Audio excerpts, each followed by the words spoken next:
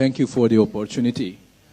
I'm a minister in charge of sports and skill from the state of Mizoram. The Honorable Chief Ministers, they have already touched upon some of the important points which I wanted to take on, but I will concentrate mostly on sports. Mr. Scindia-ji, during his recent visit to Mizoram, he spoke about sports and he mentioned it 4 times, if I'm not mistaken. And Conrad-ji touched upon sports again. So my humble submission this afternoon is that why don't the donor ministry ask for a special status for Northeast when it comes to funding for sports infrastructure?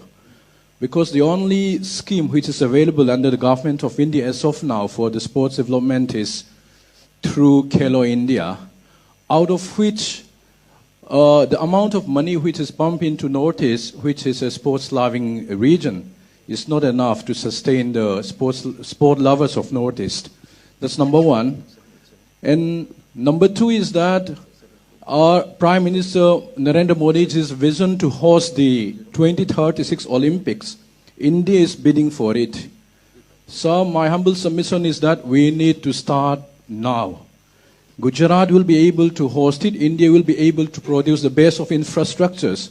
But the bigger question is, who is going to compete in these infrastructures?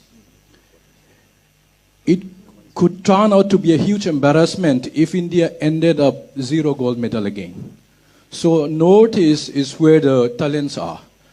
We, the Northeastern people, if we are given the opportunity, if the investment is correct in terms of talent identification, and of course in the sports infra, I'm sure that we will be able to contribute for the 2036 Olympics. So my humble submissions are to Sir Scindia-ji is that if we can request the government of India to give special funding in line with the Prime Minister's vision of hosting the 2036 Olympics in terms of talent identification program and sports infrastructure, I think this afternoon or this morning roundtable conference would be a very fruitful one. Thank you so much.